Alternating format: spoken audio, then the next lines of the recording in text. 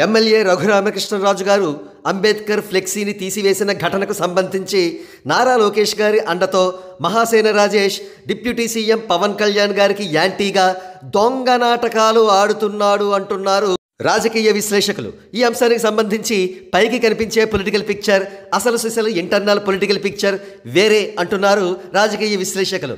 ఆ అంశాన్ని ఒకసారి పరిశీలిద్దాం. అసలు వివాదం ఏమిటంటే, ఉండిలో వినాయకుడి మండపం ముందుగా అంబేద్కర్ ఫ్లెక్సీని ఎవరో కట్టారు.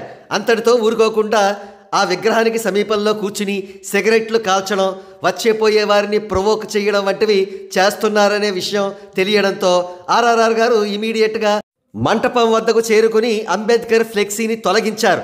అంతేగాని చించివేయలేదు. కాగా వాస్తవం ఏమిటో తెలుసు కాబట్టి, న్యాయం ఎటువైపు ఉందో తెలుసు కాబట్టి రాష్ట్ర వ్యాప్తంగా ఏ ఎస్సీ నాయకుడు కూడా ఈ విషయమై స్పందించలేదు. కాగా వైఎస్ఆర్సీపీ ఆల్రెడీ చితికిపోయి ఉంది కాబట్టి ఏ విషయాన్నైనా సరే కాస్త అడ్వాంటేజ్గా తీసుకుంటుంది. అందులో భాగంగా సాక్షి మీడియా ఆర్ఆర్ఆర్ గారిని ఉద్దేశించి కొన్ని పిచ్చి కోతలు కూసింది. ఆ విషయాన్ని ప్రక్కన పెడితే, సాక్షాత్తు టీడీపీ అఫీషియల్ స్పోక్స్ పర్సన్ అయినప్పటికీ సొంత పార్టీ ఎమ్మెల్యే మీదే తీవ్రమైన విమర్శలు చేస్తున్నాడు మహాసేన రాజేష్.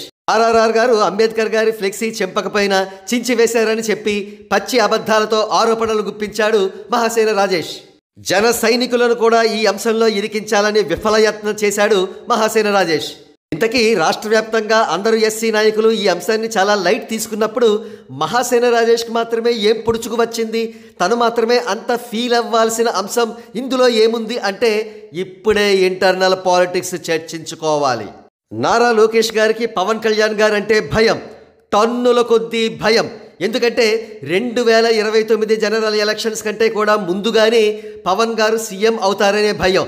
ఒకవేళ అప్పుడు మిస్ అయినా 2029 జనరల్ ఎలక్షన్స్లో ఎట్టి పరిస్థితుల్లోనూ పవన్ కళ్యాణ్ గారే సీఎం క్యాండిడేట్గా ఉంటారనే ఆందోళన.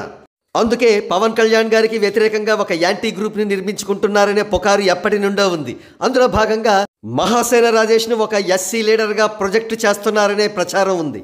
అందుకే జనరల్ ఎలక్షన్స్కు ముందు మహాసేన రాజేష్ పవన్ కళ్యాణ్ గారిపై అవాకులు చవాకులు ప్రేలిన, కూటమి పొత్తుకు విఘాతం కలిగించే ప్రయత్నం చేసిన నారా లోకేష్ గారు కిమ్మనలేదు, మహాసేన రాజేష్ను సస్పెండ్ చెయ్యలేదు.